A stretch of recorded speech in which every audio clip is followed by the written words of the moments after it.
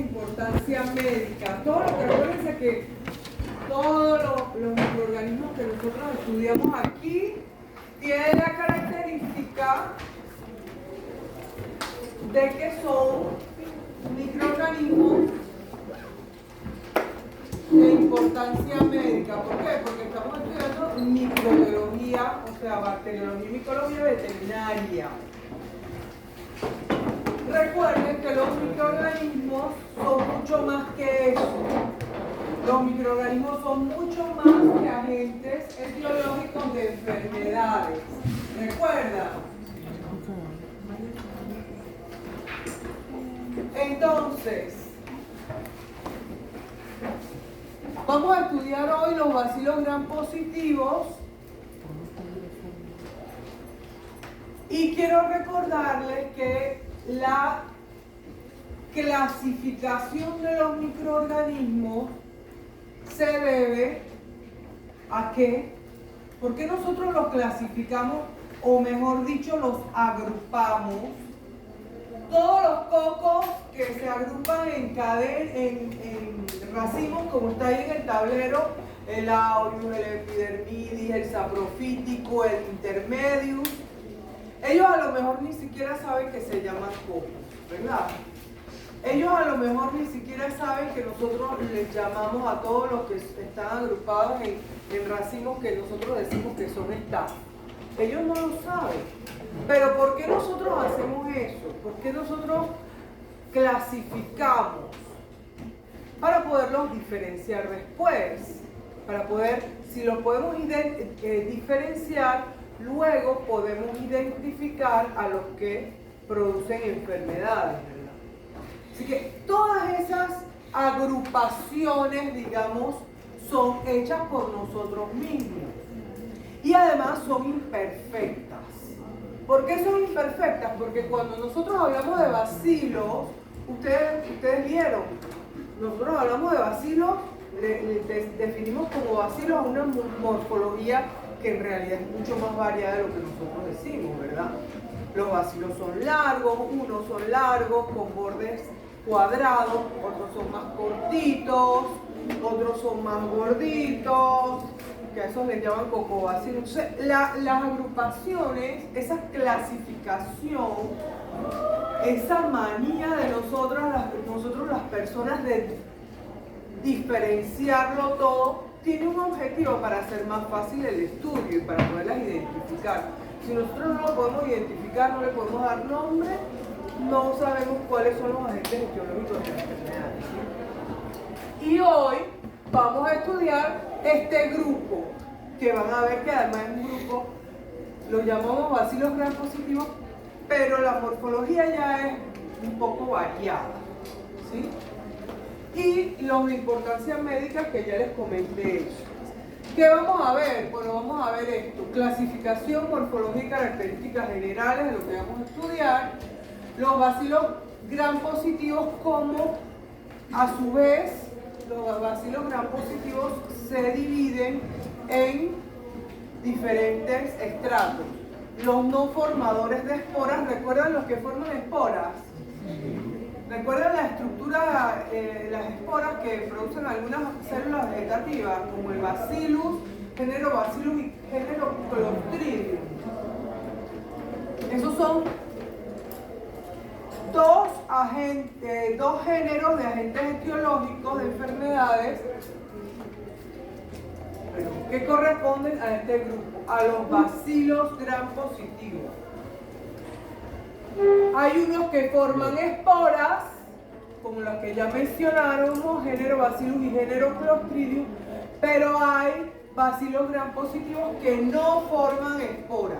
Entonces, primero, a todos los bacilos gram positivos los diferenciamos entre formadores de esporas y no formadores de esporas. Después, otra diferencia más, los seguimos clasificando según utilicen el oxígeno, en aerobios y en anaerobios, porque ese es muy importante. La capacidad de utilización o la capacidad de crecer en ausencia o en presencia de oxígeno es muy importante por diversos motivos. Es importante, su importancia radica desde la toma de muestra. Si usted toma una muestra pensando o suponiendo que el agente biológico es un anaerobio, la debe de tomar en un medio de transporte adecuado, porque si no, cuando lo llegue al laboratorio y en medicina veterinaria, muchas veces el médico veterinario, luego que toma la muestra, tiene que transportarla al laboratorio. No es como cuando ustedes van al hospital. Cuando usted va al hospital, se enferma, ¿qué le dice el doctor? Le hace su receta, váyase al laboratorio, baje las escaleras. Usted baja las escaleras, pero en medicina veterinaria no es así. No es de que baje las escaleras o suba las escaleras. Tiene que depositar la muestra en un contenedor adecuado, con su medio de cultivo adecuado. Tiene que depositar esa muestra en ese contenedor, en un cooler que usted sepa que va a durar el frío mediodía, un día, 3 días, lo que sea, que vaya a demorar, y usted es el responsable. No es que, ay no, yo le dije a fulanito. No, es su responsabilidad que la muestra esté bien tomada,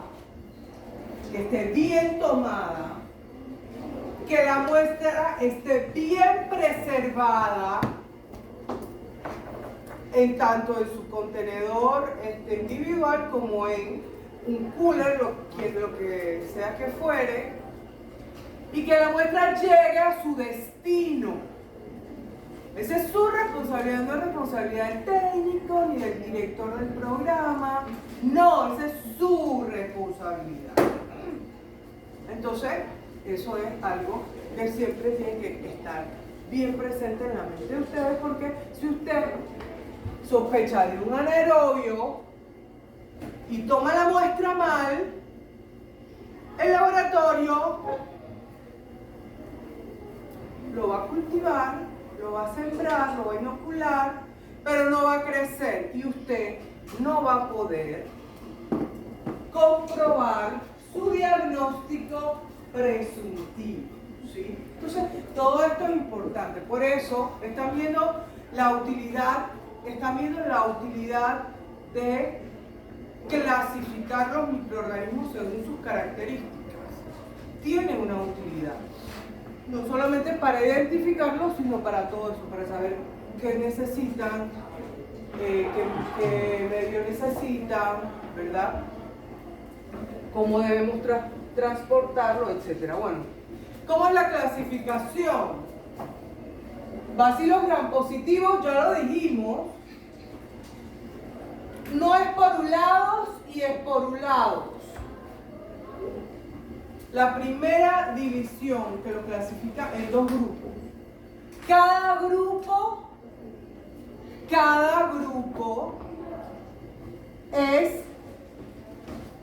vuelve a ser clasificado según su metabolismo o según su relación con el oxígeno.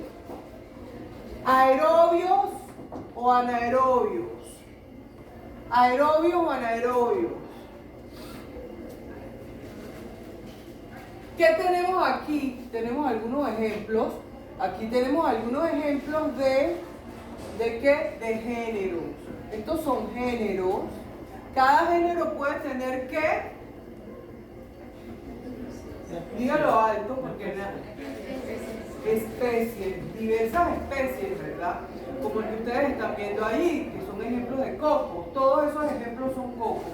Stafilococo, aureus, epidermidis, saprofítico, intermedio. Son 4 especies pertenecientes a un género. Lo mismo tenemos aquí, géneros. Cada uno de estos géneros tiene diversas especies. Entonces, de los no esporulados, nosotros aerobios, como ejemplo, tenemos la Listeria que no es nueva para usted porque ya nosotros la hemos mencionado en otras clases, en otros laboratorios, ¿sí o no? Tenemos el Erysipelotrix, tenemos el Corynebacterium, tenemos el Rhodococcus y hay otras más, ¿verdad?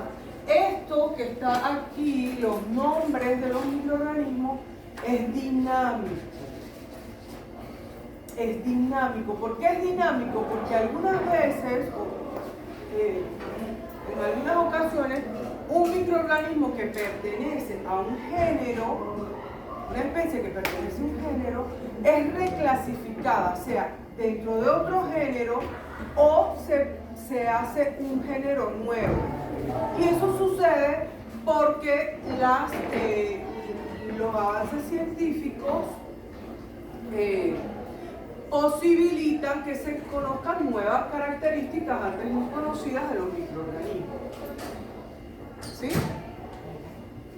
Bueno, de los anaerobios, de los bacilos gram positivos, no esporulados anaerobios, tenemos a los actinomyces, tenemos a los bacilos, tenemos al mobiluncus. El mobiluncus es muy importante en medicina humana, no tanto en medicina veterinaria. ¿Verdad? Es agente etiológico de una enfermedad de transmisión sexual entre las personas. Y el lactobacillus, por eso estos están como en verdes, este está como en verdecito. El lactobacillus en realidad sus propiedades no son patógenas, sino que ¿en dónde encontramos a los lactobacillus? ¿Quién recuerda?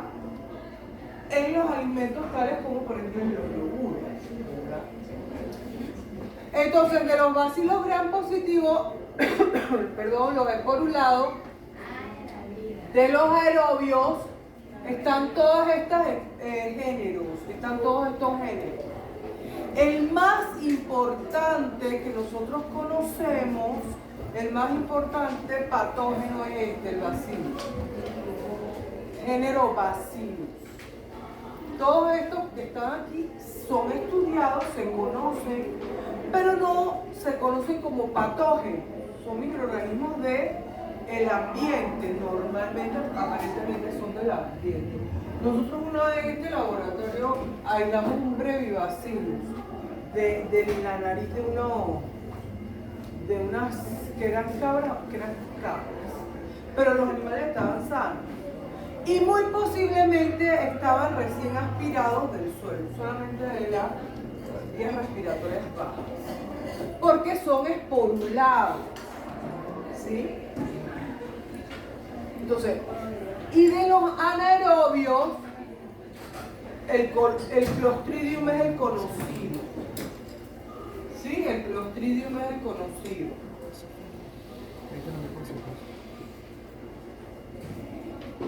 ¿Y cómo, debido a que nosotros podemos hacer esa diferenciación entre las bacterias? Porque ya hemos hablado que las bacterias básicamente se clasifican en microorganismos. Bueno, una de las clasificaciones corresponde a su reacción al Gram, según la reacción que tengan al Gram. Y según la reacción que ellas tengan al Gram, pueden ser positivas y pueden ser gram negativas. ¿A qué le llamamos una reacción gram positiva o una reacción negativa? Esto es importante porque además ustedes van a hacer tinciones de gram y es importante que conozcan a qué se debe que un microorganismo reaccione positivamente a la tinción de gram o negativamente a la tinción de gram, porque los reportes, ¿cómo se hacen? Microorganismo gram positivo o microorganismo gram negativo. ¿Y de qué se trata? ¿De qué se trata el que sea gram positivo o gram negativo? ¿Alguien tiene una idea?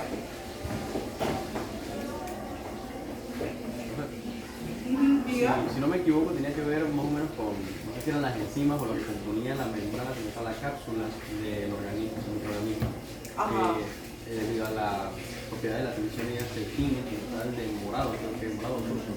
Cuando es gram positivo o gram negativo. Gram positivo. Y cuando es gram negativo, ¿cómo se tiñe? De rosado, rosado. Eso quiere decir que se tiñe azul, violeta de una vez, gran positivo, y rosado cuando es gran negativo. ¿Por qué? Porque la diferencia de color, aparte de la diferencia de la composición de la pared celular, ¿qué más? ¿Por qué rosado y por qué violeta?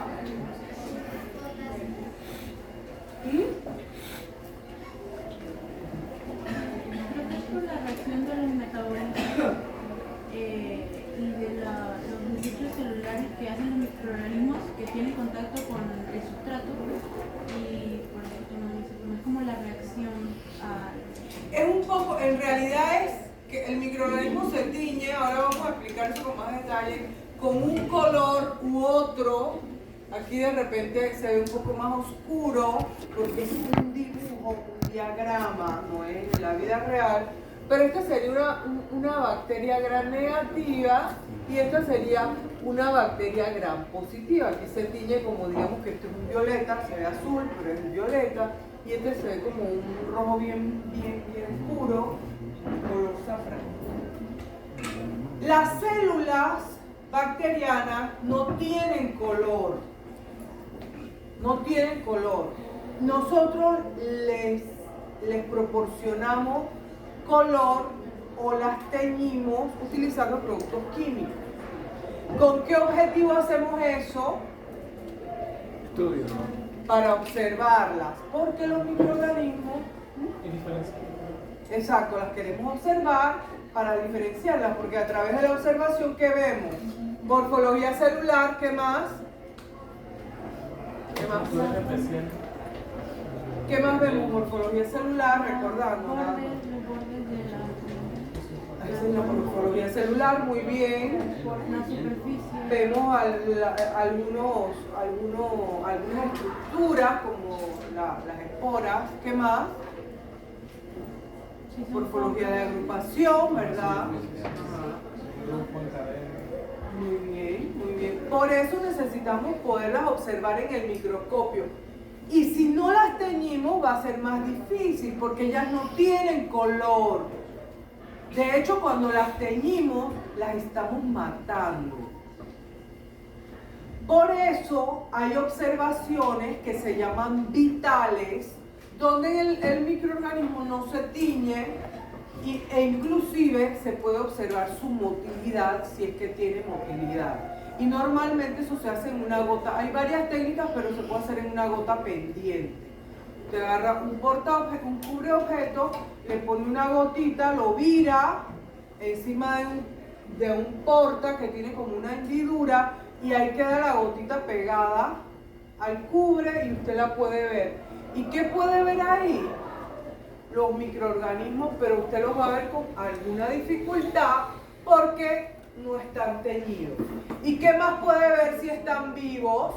No están teñidos, pero están vivos. ¿Qué puede ver? ¿Ah?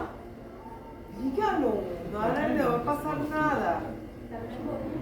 Movilidad, motilidad se ve mucho y se trata de ver precisamente con esas técnicas vitales. Y ustedes recuerdan que cuando Leeuwenhoek vio las bacterias por primera vez, él reportó movimiento, ¿sí o no? Sí. Y no reportó un tipo de movimiento, él reportó un movimiento recto, reportó un movimiento así como que daba vueltecitas, ¿verdad? ¿Sí o no? Eso también nos sirve para identificar a los microorganismos. Pero cuando teñimos, ya la bacteria la matamos. Y para teñir, normalmente, que ustedes van a hacer eso con la doctora Izumi aquí en el laboratorio, para teñirlos hay que fijarlos en el portaobjetos y llevar a cabo 4 pasos. 4 pasos. Dijimos que la tinción de grano es una tinción compuesta, porque consta de 4 reactivos y hay que someter al microorganismo que está fijado en la placa, hay que someterlo a 4 reactivos, de los cuales 2 son colorantes, el primero y el último. ¿Sí? Entonces, fijamos nuestra bacteria primero, no sabemos si es gram positiva o es gram negativa todavía, ¿verdad? ¿Y qué procedemos a hacer? Aplicamos el primer reactivo, que es un colorante que se denomina violeta cristal y que es de este color. Bueno, imagínense que es un poco más violeta, porque ahí es azul. ¿Sí? Después ustedes lo van a ver. ¿Qué va a pasar en las dos bacterias? ¿Qué va a pasar? Antes de proseguir, debo decir que también existen las tinciones simples. Esta es compuesta porque tiene 4 componentes, 4 reactivos, y sometemos la bacteria a 4 reactivos, 2 de los cuales dije hace un momento son colorantes. Pero hay tinciones simples, es decir, usted puede agarrar el violeta cristal, lo tiñe y todas las bacterias que usted exponga al violeta cristal van a agarrar ese color. Usted agarra verde malaquita y expone sus bacterias en la placa al verde malaquita y ellas se van a teñir. Todas, sean gram positivas, sean todas. Usted le pone azul de metileno, el tiempo requerido, por lo menos un minuto o así, y lo enjuaga, lo seca, lo mira al microscopio y están teñidas de azul. Les pone safranina, sea lo que usted le ponga, ellas se van a teñir. ¿Sí? Ellas se van a teñir, del color que sea. Pero la tinción de gram es compuesta, ¿verdad? Ahí hay otras tinciones compuestas. ¿Qué sucede una vez que nosotros agregamos el violeta cristal? Dijimos que ambas células se tiñen, ¿verdad? Por tema por tema de concentración, ¿verdad? También ellas son organismos vivos, tienen poros, tienen unas membranas que son sensibles ¿verdad? Al ingreso de moléculas cuando fuera hay más concentración que dentro, ¿verdad? ¿Sí o no? Todas se van a teñir. El segundo paso, tanto las gram positivas como las gram negativas se tiñen de violeta cristal. El segundo paso es agregarle un yodo de gram que se le conoce como mordiente, o sea, se conoce como yodo de gram, pero la función del yodo de gram es actuar como mordiente. ¿Eso qué significa? Que fija el color. ¿Y cómo lo lleva a cabo? Uniéndose a las moléculas del violeta cristal. Las moléculas de yodo se pegan a las moléculas del violeta cristal, lo cual hace que las moléculas del violeta cristal sean más grandes. Por eso hace que se fije el color. ¿Y por qué queremos que se fije? Porque el tercer paso es una decoloración, que es la que va a definir cuál se va a mostrar como gram positiva y cuál se va a mostrar como gram negativa. Recuerden que hasta este momento ambas están teñidas, ¿sí o no? Sí, ¿no? Ambas están teñidas. Bueno, el tercer paso es agregarle un decolorante suave, entre comillas, que se denomina alcohol acetona. Es suave porque hay unos que son más potentes, hay unos que se utilizan para otra tinción, que es la de Silice, que es ácida, es una decoloración de alcohol ácido. Por eso la del alcohol acetona es más suave, ¿sí? Entonces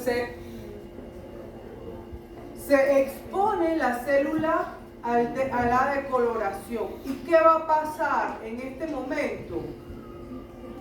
En este paso lo que va a suceder es que se va a diferenciar la bacteria gram positiva de la gram negativa, porque la gram positiva va a permanecer de color violeta. Sin embargo, la gram negativa se va a desteñir. todo el violeta cristal que estaba dentro de la célula va a salir, o casi todo, la mayoría. Estas son reacciones a nivel celular, a nivel molecular.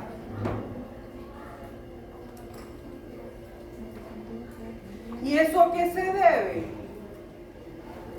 Se debe básicamente a que la célula gram positiva y gran negativa y gran positiva tienen la diferencia, una diferencia muy importante en su capa externa. Esta es la gram positiva, es muy rica en ácidos teicoicos. Su membrana citoplasmática es básicamente igual que la de las gram negativas, pero fíjense esta diferencia, ácidos teicoicos una capa muy grande. A diferencia de la gram negativa, que sus ácidos teicoicos son muy poquitos. Ella tiene un espacio periplásmico, pero además tiene una membrana externa. Eso es muy importante en los gram negativos, porque la membrana externa no solamente facilita que durante la tinción el violeta cristal salga. La membrana externa en todos los gram negativos tiene una función, en algunos casos tienen moléculas que generan patología, porque son toxigénicas. Esta membrana que no tiene los gram positivos. O sea que esa membrana es importante en la reacción de gram y es importante también para generar patología, en la virulencia. Es un factor de virulencia para muchos microorganismos. ¿Sí? Entonces, fíjense que esta membrana externa además es rica en lipopolisacáridos. De ambas. No, aquí está. La membrana externa solamente la tiene la gram negativa. Es rica en lipopolisacáridos. Y estos lipopolisacáridos se van a degradar con el alcohol acetona. Todo eso permite que el colorante que había ingresado a mi célula, que era el violeta cristal, ahora se va. ¿Sí? Es como si estuviera limpiando la casa de una fiesta. ¿Sí? ¿Y qué sucede en el cuarto paso? ¿Qué le pongo yo en el cuarto paso a la bacteria? El colorante de contraste o segundo colorante, que es la safranina. ¿Sí? ¿Qué va a pasar entonces? ¿La gram positiva se destiñó con la decoloración? No. ¿Va a ser sensible a la tinción con safranina? No, porque ya está teñida. Ya ahí no entra más nada, ya está teñida. Pero y esta que se decoloró, esta fue la que se decoloró, ¿verdad? Sí. ¿Esta es sensible o no es sensible? Sí, es sensible. Toda la estructura membrana más fácil que... No exactamente se destruyó, porque si se destruye pierde la forma, pero cambió y permite que la safranina penetre al interior de la célula. Por eso las gram negativas se observan del color de la safranina y las gram positivas se observan del color del violeta cristal, porque es una tinción compuesta y eso es lo que químicamente sucede dentro de la célula en el proceso. ¿Sí?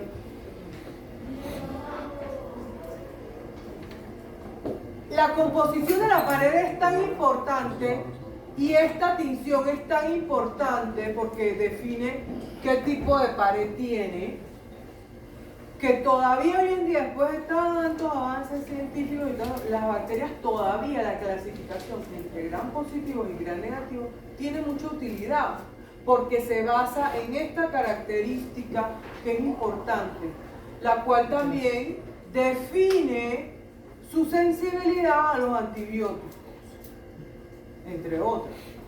Por eso cuando usted lee el prospecto de un antibiótico que le van a aplicar a su perrito, a su lorito, a su gatito, a usted mismo, usted lee el prospecto y el prospecto dice, menganito de tal, antibiótico antimicrobiano de amplio espectro, activo frente a la gran mayoría de gram positivos y la gran mayoría de gram negativos. O sea, amplio espectro es que actúa frente a los dos grupos, pero cuando decimos frente a los dos grupos no significa que actúa frente a todos. Ustedes seguramente ya lo han visto, pero no resiste, o sea, hay una resistencia que son normales, fisiológicas. Un antibiótico no funciona frente a todo, por muy de amplio espectro que sea. Entonces le dice, actúa frente a los gram positivos, pero no actúa frente a este.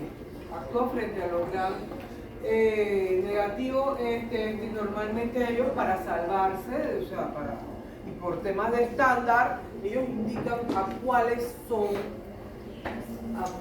microorganismos son, frente a qué microorganismo el antibiótico es activo. La resistencia es otra cosa que después la vamos a hablar en otro momento. ¿Sí? ¿Está claro por qué un microorganismo es gram positivo y gram negativo? Entonces ya entramos al tema de los géneros. Nosotros aquí nada más vamos a hablar de dos y de dos bacilos gram positivos y de dos bacilos gram negativos, de dos géneros. Porque no podemos hablar de todo, después en la ficha ustedes se van a dar gusto, ¿sí? Pero en la clase vamos a hablar de dos y dos. Entonces, bueno, siempre hablamos un poquito más que de dos, pero estoy hablando de géneros, ¿no? El género Bacillus pertenece a que gram positivo, todo lo que vemos hoy son gram positivos, y aquí está. Son bacilos gram positivos, aquí está la morfología nuevamente. Esta es una tinción de gram real, eso no es un dibujo, ni una gráfica coloreada, es una tinción de gram que se ve muy bien. Y ustedes pueden ver que hay bacilos, ellos son bacilos largos, son bien largos, en cadenas, ¿verdad? Y ustedes pueden ver algunos que ya están esporulados, inclusive se ven las esporas, algunas ya se ven endoesporas y algunas ya se ven exoesporas. ¿Cuándo son exoesporas? ¿Quién recuerda?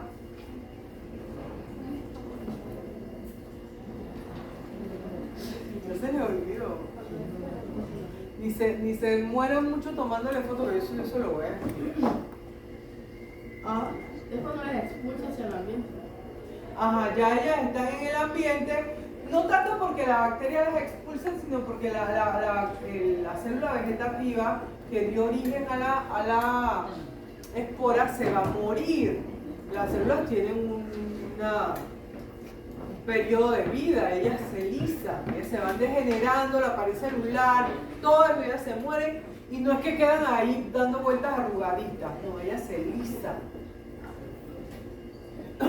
y sueltan a la espora, ¿sí? Entonces aquí las tenemos, el bacillus en cadena, este es un género Bacillus.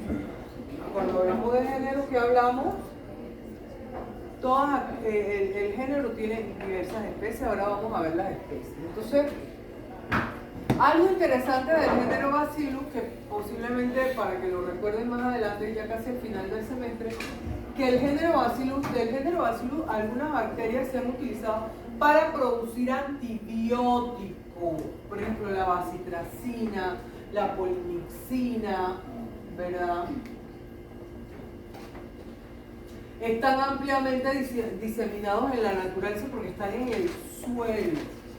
Las esporas, ahora mismo nosotros agarramos una muestra del suelo, de repente esto no es ni tan interesante, pero sí porque nosotros caminamos para comprobar que traemos en los zapatos cosas que pueden ser peligrosas y comprobar la importancia de la higiene. Pero si usted va a un campo donde hay animales, Hay animales que pastan regularmente. Eso puede tener un interés más médico, algo más interesante, ¿no? Pero todos los suelos están llenos de microorganismos de ese género. ¿Sí? Y aquí, aquí tenemos 3 microorganismos, especies de ese mismo género, y fíjense que dentro del género existen diferencias de morfología. Siguen siendo bacilos largos, siguen siendo esporulados, pero fíjense que hay algunas diferencias en cuanto a forma. Por ejemplo, si vemos el Bacillus anthracis, el Bacillus anthracis es tan característico porque sus bordes son tan cuadrados que en los laboratorios los técnicos que trabajan con él ya lo saben reconocer. El Bacillus cereus, fíjense, también es largo. Estas son tinciones reales, no son dibujos. Este es un Bacillus cereus.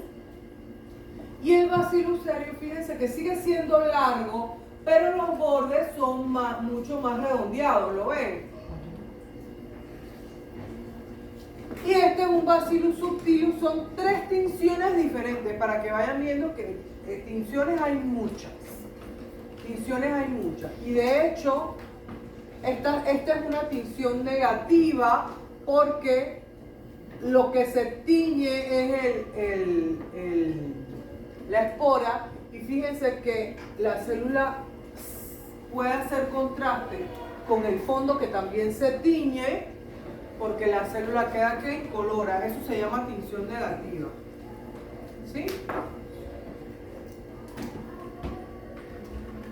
Y aquí podemos ver otra tinción. Esta es la de Müller, esta es otra que se llama Schaefer-Fulton o de Malaquita, donde el bacilo, que en este caso es subtilis, se tiñe también. A ambas tinciones hay que aplicarles calor para que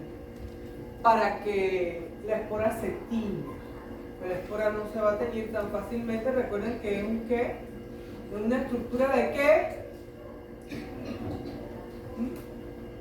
De resistencia. ¿Sí? Entonces ella es muy resistente a las condiciones. Para que una espora se tiña hay que aplicarle calor normalmente. Pero fíjense que las morfologías son diferentes, inclusive la forma en la que está dispuesto la espora dentro del bacilo es distinta. ¿Cómo está aquí en el Bacillus cereus? Es una espora más chiquita y es central, ¿sí o no? Todas están en el mismo medio, ¿sí? Esa característica, la ubicación de la espora también es una característica que nos sirve para diferenciar especies dentro de un género. La ubicación de la espora. Porque si se ponen ustedes a ver aquí, donde todavía hay endoesporas, la espora tiende a estar un poquito más de un lado que del otro.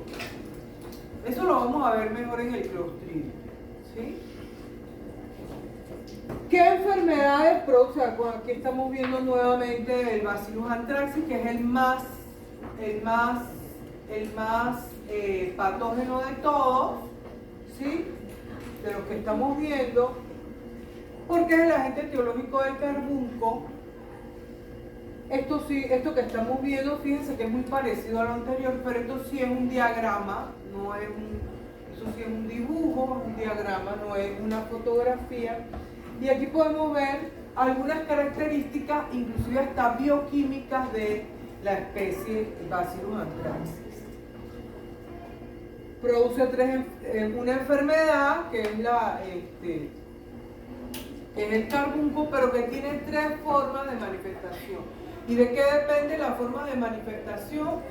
De cómo es infectado el animal. Y esto vale también para las personas. Puede tener una forma cutánea, puede tener una forma respiratoria o puede tener una forma gastrointestinal, en dependencia de cómo ingresen las esporas, porque normalmente el animal se infecta por las esporas, por donde ingresan las esporas, ¿sí?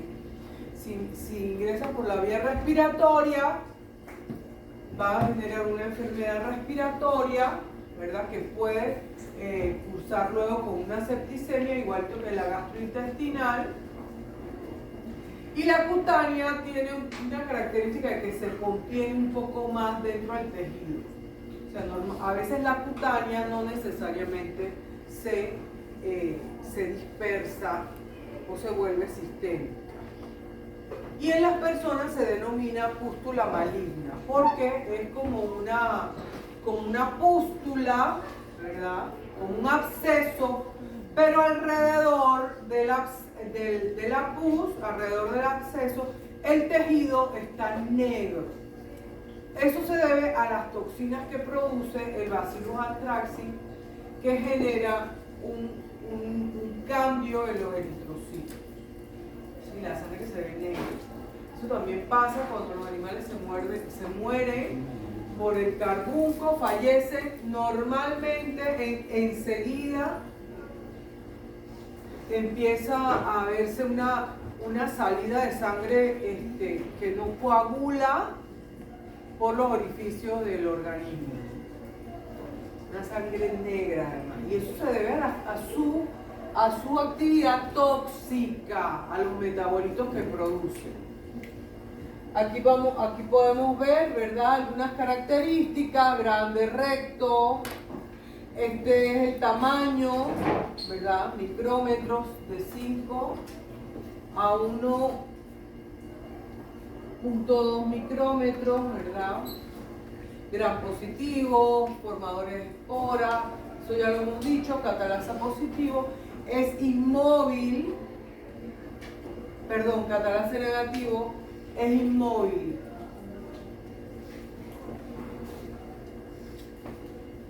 Y aquí podemos ver lo mismo que decíamos hace un momento, el tema de la pústula maligna, el carbunco cutáneo y las formas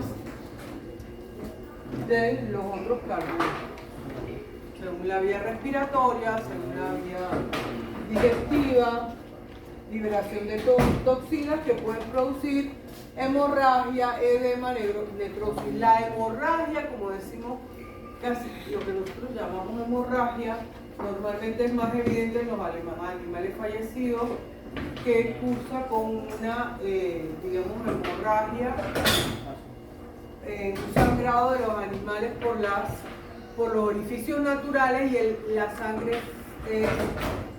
la sangre no coagula, es una sangre que no coagula debido a la presencia de toxinas, la liberación de toxinas del microorganismo, y tiene una coloración muy oscura. ¿Sí? Bueno, esto ya lo expliqué. La forma respiratoria o la forma digestiva depende cuál es la vía de ingreso de las esporas. Una vez que las esporas ingresan, ¿qué va a suceder? Van a germinar en el tejido. Y en ese tejido, que puede ser el de las vías respiratorias, el sistema gastrointestinal, ¿qué va a hacer? Lo va a invadir y va a empezar a lesionar, ¿no? En cuanto al Bacillus cereus, ¿qué sucede con el Bacillus cereus? El Bacillus cereus tiene una característica: la enfermedad del Bacillus, la enfermedad que produce el Bacillus cereus, normalmente se puede deber a dos causas, pero la más común es la causa por intoxicación. Normalmente el Bacillus cereus ingresa a nuestro organismo o al organismo de los animales por la vía digestiva, porque como lo dice el nombre del microorganismo, él es muy ávido de los cereales, tiende a contaminar los cereales. Por eso se le llama Bacillus cereus, porque ha sido encontrado muchas veces en la mayoría de los cereales como contaminante. Pero cuando él contamina los cereales, los alimentos, él produce metabolitos en los alimentos que muchas veces son termolábiles, quiere decir que son resistentes a la temperatura, y también son incoloros, insabor en su mayoría, o al menos no tienen un sabor fuerte. Entonces la persona, el animal, consume el alimento, está consumiendo las toxinas, está consumiendo el microorganismo. Si consume el microorganismo, requiere un periodo de incubación de 1 a 24 horas y va a haber ¿qué? Unas manifestaciones de diarrea, o sea, va a haber una gastroenteritis. El vómito se presenta sin un periodo de incubación, es más rápido, ¿verdad? Y se debe a la intoxicación por la toxina. ¿Sí? Son dos formas de infección, formas de enfermedad, una por infección y una por intoxicación. Son dos cosas diferentes, ¿sí? Y vuelvo y repito, afecta tanto a los animales como al hombre. Bueno, ya pasamos al género Clostridium. El subtilis se considera, el que vimos hace un momento, ¿verdad? El subtilis se considera un saprófito, o sea que no genera enfermedad, está igual en la tierra, pero no se conoce que genere enfermedad. ¿Sí? Bueno, Clostridium, grupo de bacilos grampositivos, el Clostridium sí es anaerobio. El Clostridium sí es anaerobio. Por un lado también.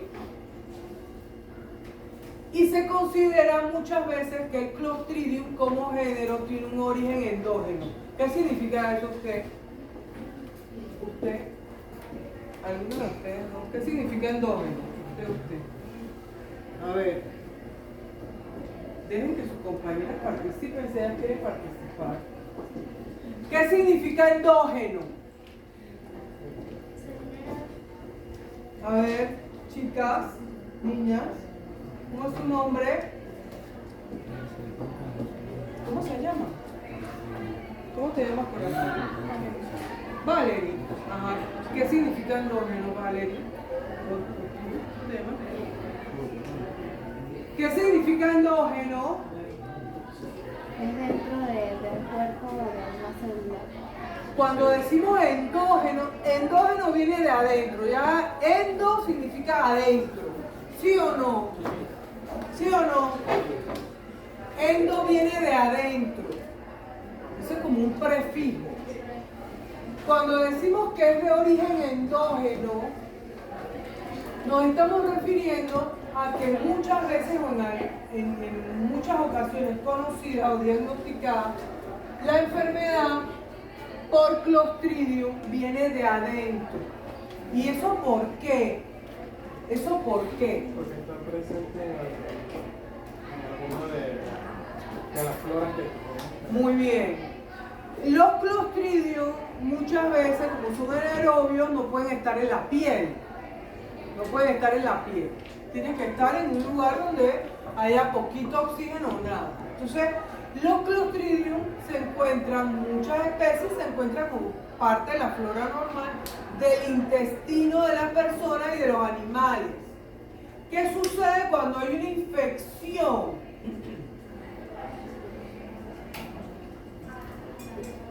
Si es una infección fuera de los órganos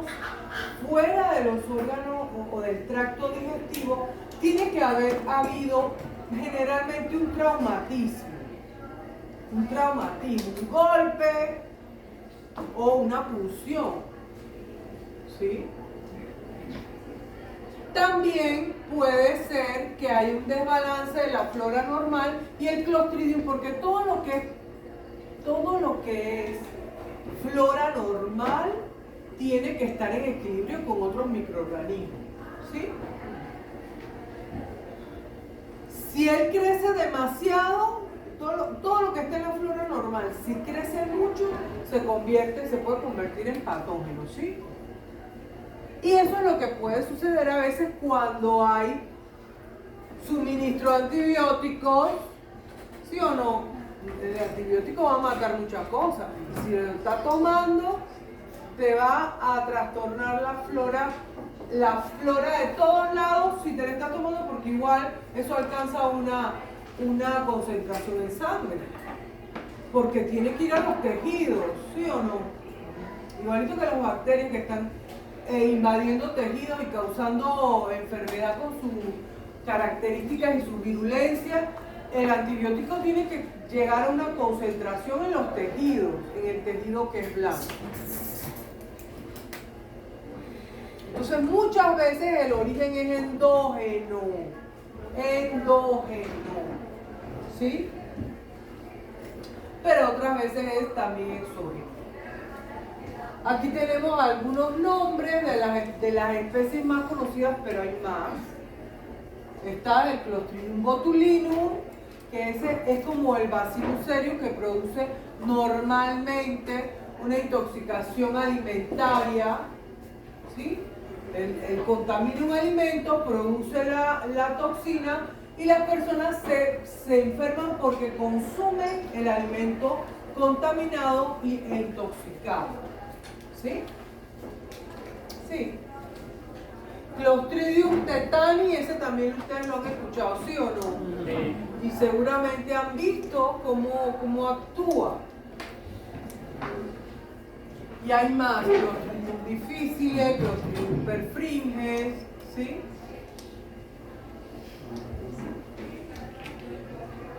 Y aquí tenemos las características del microorganismo en cuanto a morfología. Fíjense, el Clostridium perfringens, aquí tenemos dos especies, el perfringens y el tetani. Lo que yo les decía hace un momento, que en algunos microorganismos es por un lado y en el tetani es una característica muy llamativa el hecho de que la espora siempre es terminal. Siempre crece al final de la bacteria, al final de la célula vegetativa, pero además genera una morfología muy característica que se le denomina, pero fíjense que la microbiología o la bacteriología y la micología son una ciencia de mucha observación y descripción. Usted describe lo que está viendo.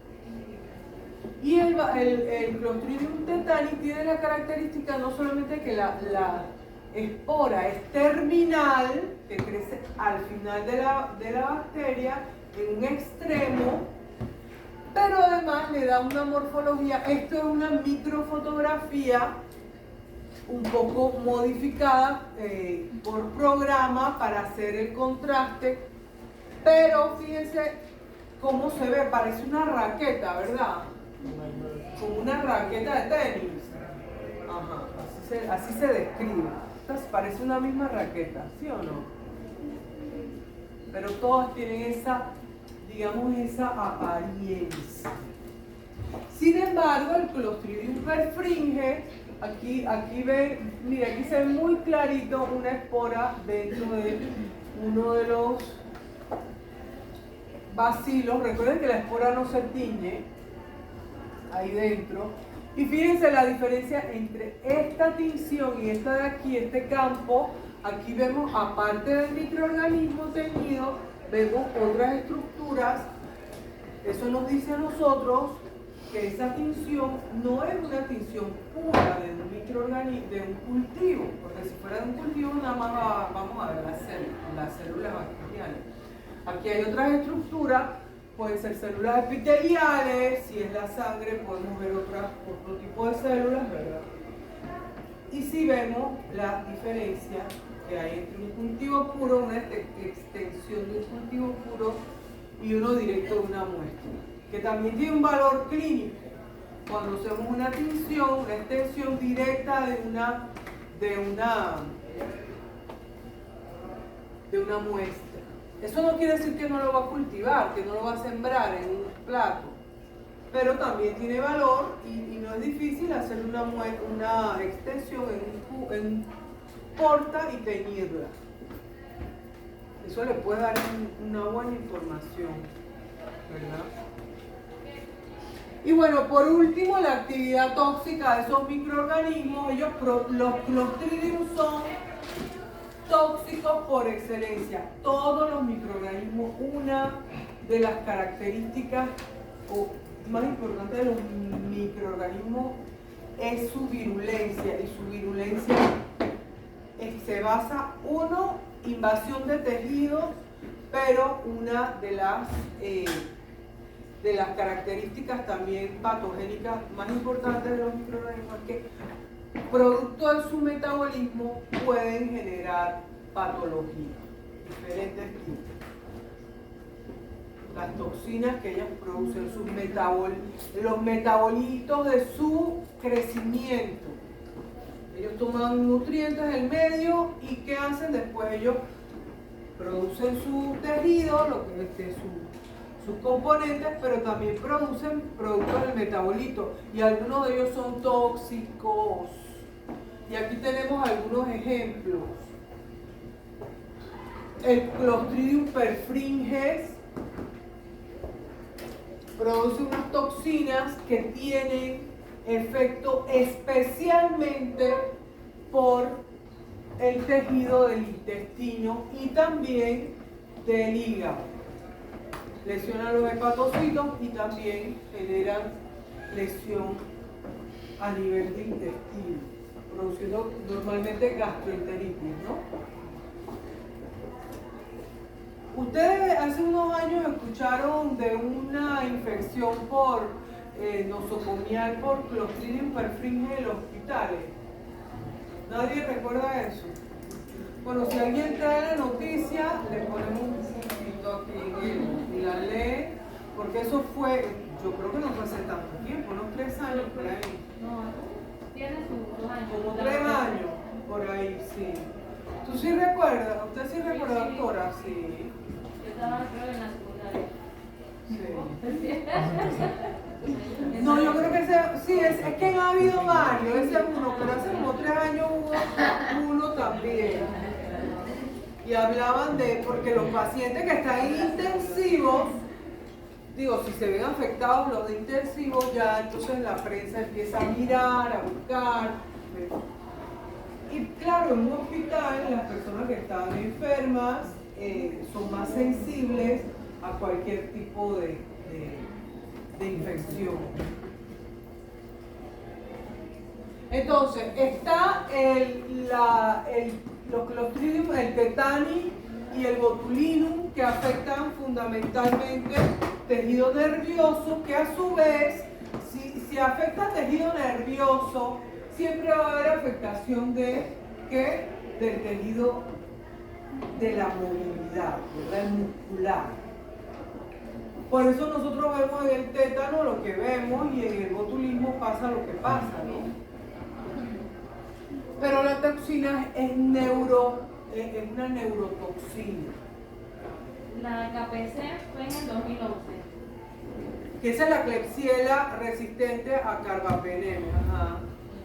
Ese es KPC,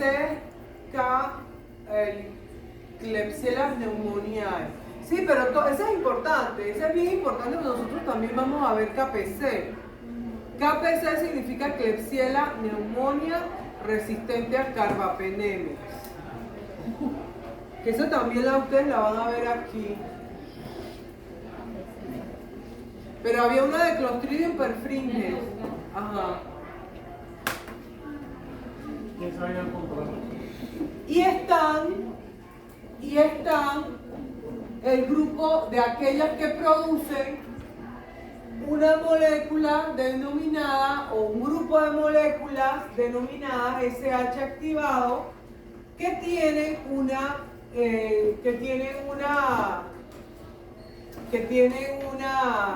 ejercen, digamos, no quiero utilizar la palabra función, porque no es una función, pero ejercen una acción hemolítica. Lisan los glóbulos rojos. Eso es es un tipo de virulencia muy, muy severa. Imagínense un microorganismo que además que esté invadiendo los tejidos, se esté multiplicando y sea capaz de producir un metabolito que genera hemólisis. Usted va a estar muy enfermo. Y eso es básicamente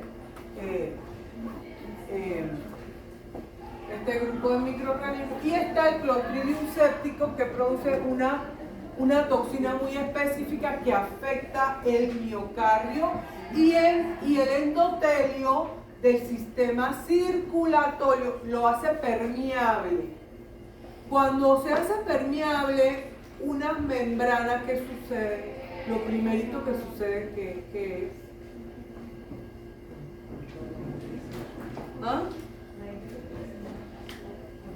no se puede mantener el equilibrio hídrico.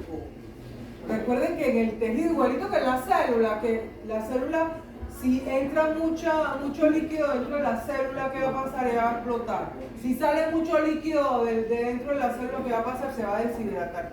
Es igualito con los tejidos. Todos los órganos tienen que tener un equilibrio hídrico. Si empieza a salir líquido del sistema circulatorio, ese líquido, ¿para dónde se va? Empieza a haber edema. Empieza a haber edema y empieza a haber una serie de manifestaciones, ¿sí? Bueno, yo creo que por ahí lo dejamos hasta ahora porque ya se están quedando dormidos. Listo. Preguntas hasta ahí. Bueno, y aquí está el perfringe. El perfringe, que está en el intestino, de muchos animales, de muchas personas, puede causar esto, gangrena gaseosa. La gangrena gaseosa es ¿saben lo que es la gangrena? Cuando un tejido se empieza a mover, a necrotizar, produce una gangrena, o sea que se pone, y se ve feito porque se pone como el tejido normal, como se ve, la piel en un color normal, se empieza a poner como negro. Y a la gente ni le duele, o sea, eso no es como doloroso, eso es lo peligroso. No, como que no genera mucho, en algunos casos no se ve así como el tejido necrótico, como un muerto, inclusive se va como secando. Es una gangrena, eso en los animales también sucede. ¿Están en el intestino? Los Clostridium pueden estar en el intestino y este es un habitante, es parte de la flora normal de algunos animales y de algunas personas. O sea, recuerden, no toda la flora normal es igual. La flora nuestra depende de lo que nosotros consumimos.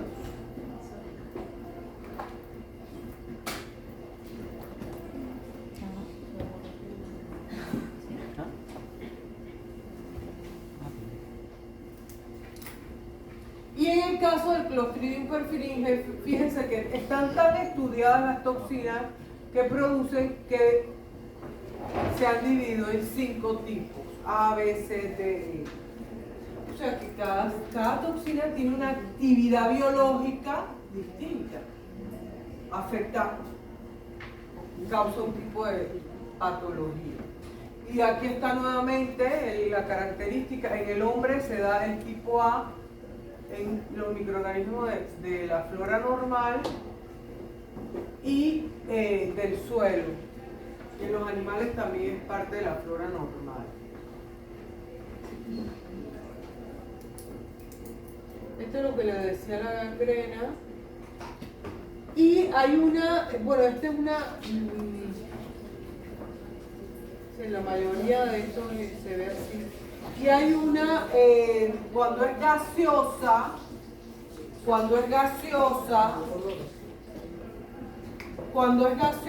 usted a la palpación siente como a eso le llaman crepitación. Yo no sé si lo han visto en el interior. Todo lo que tiene que ver con los Clostridium tiene un olor muy fuerte, muy penetrante. Pero al tacto tiene, los tejidos que están infectados tienen algo que se llama crepitación. Y la crepitación se debe a que el microorganismo produce gases. produce gases. Entonces se va a generar como gas dentro del tejido y cuando usted lo toca, ve algo inflamado, por ejemplo, y usted lo toca y es aire, se siente como crepitante, a eso se le llama crepitación. Bueno, vamos a descansar 3 minutitos y después pasamos a la parte de laboratorio. Ya para la próxima terminamos con el tema de los bacilos gram positivos, pero nos quedaría ¿cuáles? Hoy vimos cuáles. ¿Cuál vimos hoy? ¿Pero cuáles? Bacilos gram positivos, ¿qué? ¿Cuáles vimos hoy? A ver, mira, ustedes dos niñas. ¿Cuáles vimos hoy? Venenobacilo y venenoclostridium. Serios. Venenobacilo y venenoclostridium. Pero del grupo de los bacilos esporulados y no esporulados, se dividen en esporulados primero y no esporulados. Los que vimos, ¿cuáles eran? Los esporulados.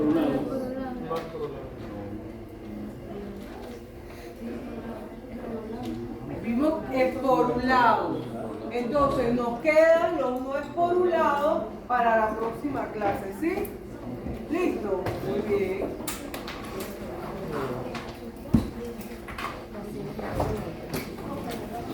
Voy a ir a buscarlo.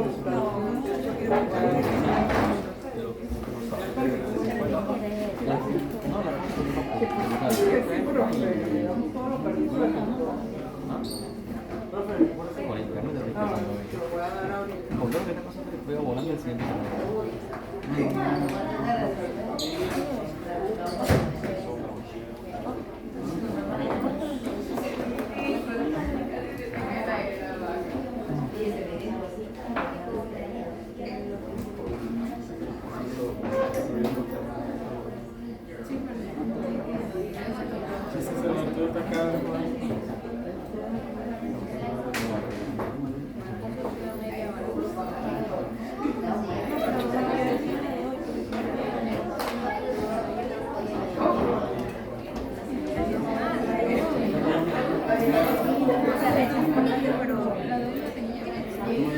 Eso sale en la media. No, esta es la reproducción. Chapucín, la Igual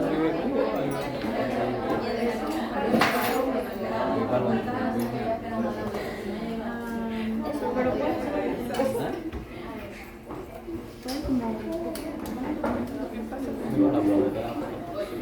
me dice que es el minuto 20 y lo comí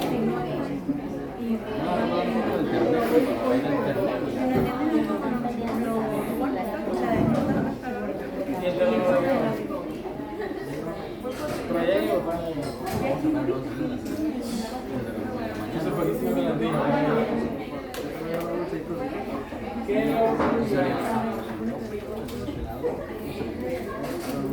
Además tenía que escuchar todos tus argumentos.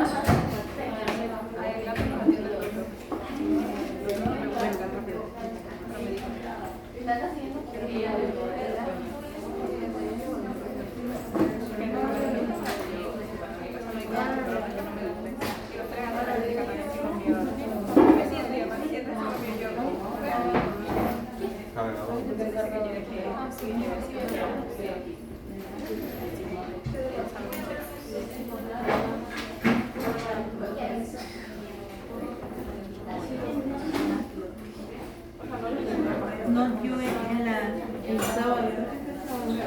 No, el domingo que me dijiste. ¿Quieres seguir? Yo nunca pregunto la vaina. Y yo creo que te bien dormido.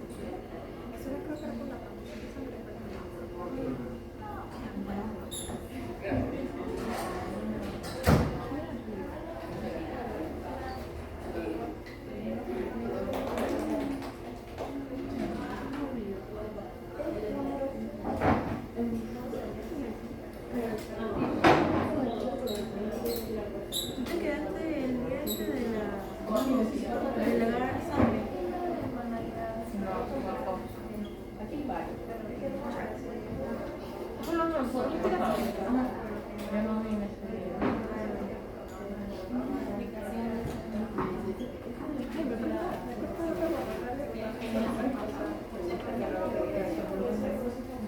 me escribió de una manera magnífica, me escribió esto. Yo creo que sería de ella.